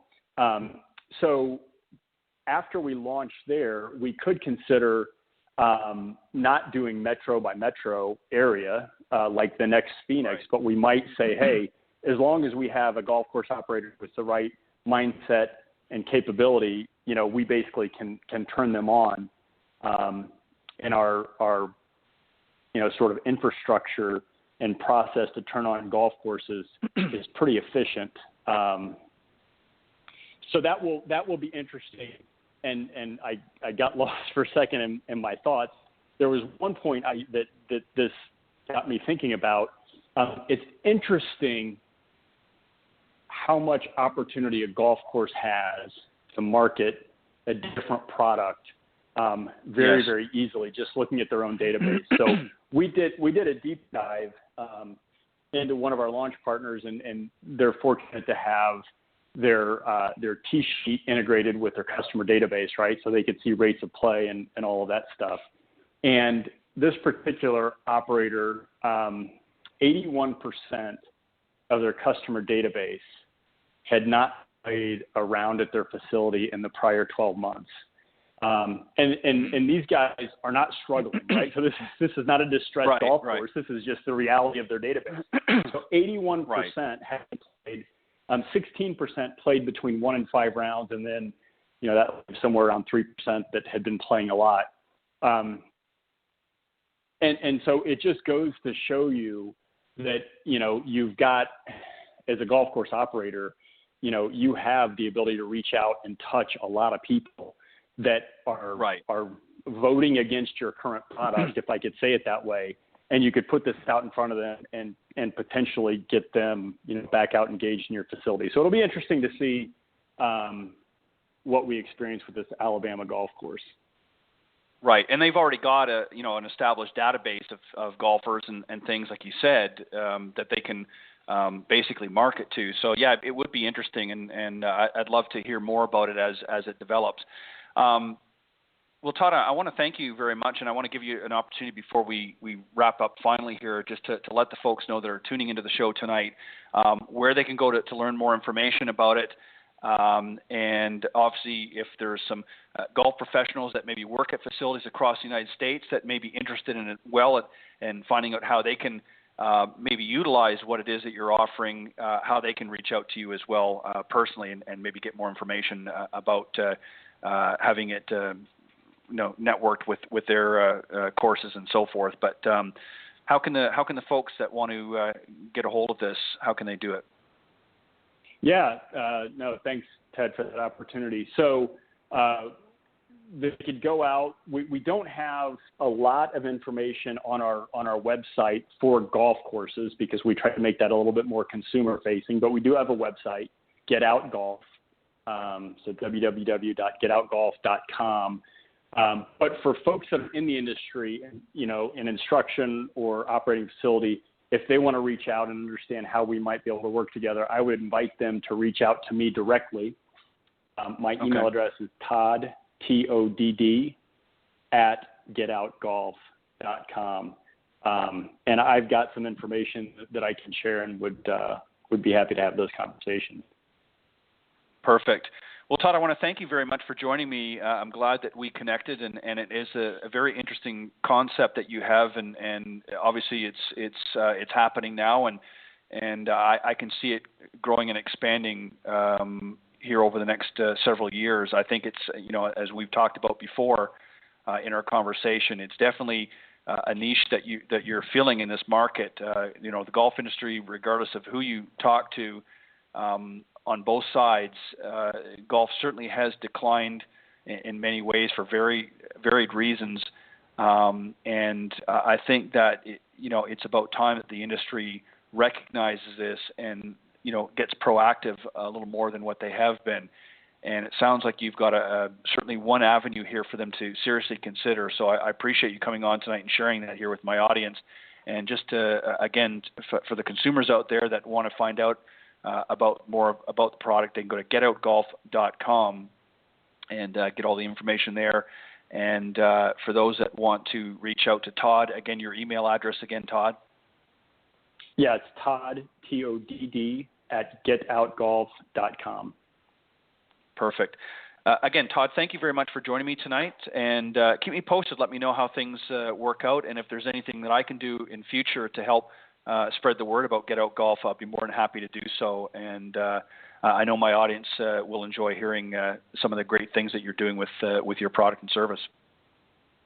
That sounds good. I will keep you posted, and thanks for having me on, Ted. Not a problem. You have a great evening and great weekend, and good luck. Thank you. Take care. All right. Bye-bye. All right, that was my very special guest, Todd Brugger, the co-founder of GetOutGolf.com. Very interesting approach, if you will, to the golf industry.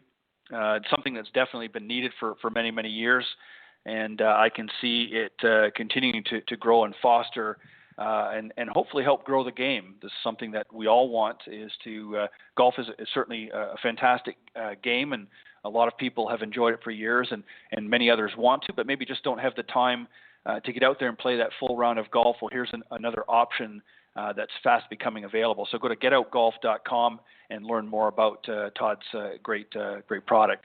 And I want to also thank, again, my special guests earlier in the show, Nicole Weller, Brendon Elliott, Chris Wilson, and Dan Van Horn for joining me on a special Coach's Corner panel earlier this evening. Enjoy it always having Nicole and her group on. And got to meet, if you will, some new folks to the panel. And I know that they're doing some phenomenal work with Little Linksters and Littlest Golfer, and Little Golf Train and U.S. Kids Golf, just doing some phenomenal work to help grow the game in that capacity. So thanks, guys, for doing all that you do. And, of course, first and foremost, I want to take this opportunity to thank all of the listeners worldwide for faithfully tuning into Golf Talk Live each and every week. I certainly do get a great amount of pleasure and enjoyment of having a number of highly talented coaches, teaching professionals, authors, and entrepreneurs like Todd Brugger stop by the show, and it's really through their participation and guest appearances that help to make Golf Talk Live a first-class show. Special thanks to some of the sponsors and supporters of the show. Jonathan Laird from South Coast Golf Guide. Go to southcoastgolfguide.com. Great publication out there that advertises many of the great golf courses throughout the southeastern part of the United States, from Texas right over here to northwest Florida. Meredith Kirk from Meredith Kirk Golf, a great teacher professional out in the Myrtle Beach area as well, and the former 2014 Mrs. South Carolina winner. Great young lady and great asset to the game of golf. To Nikki and his lovely wife, Tiffany Litherland, thank you for all of your help in spreading the word as well. And, of course, to my good friend, Mr. Bernie Pinder from Ontic Golf. Go to onticgolf.com to see some great putters that Bernie and his group there have put together. And Sean Kelly, owner of linkedgolfers.com, a great social media platform, bringing some of the best in the business together on linkedgolfers.com. And, of course, my friend, fellow golf professional and club fitter, Mr. Peter Doyle from Doyle Golf Solutions over in Ireland. Thank you, Peter, for all of your great work. But it's time to wrap it up, and I look forward to joining you all next week on another episode of broadcast of Golf Talk Live. Until then, God bless everybody. Thank you again to all my guests this week. And next Tuesday on the Women of Golf show, the show that we canceled this past week, featuring our very special guest, Alicia Larson, will be aired this coming Tuesday, April the 25th from 9 to 10 a.m. Eastern Standard Time on the blogtalkradio.com network. So just type in Women of Golf and join us next Tuesday from 9 to 10. Myself, Alicia Larson, and my wonderful co-host, LPGA professional Cindy Miller, will be here live on blogtalkradio.com's Women of Golf Tuesday morning, this coming Tuesday. So make sure you tune in and join us. And come back next Thursday from 6 to 8 p.m. Central and join me here on Golf Talk Live with some more guests and another Coach's Corner panel. We've got a good one planned for next week as well. So, again, God bless everybody. Have a great weekend, and I will see you next time right here on Golf Talk Live.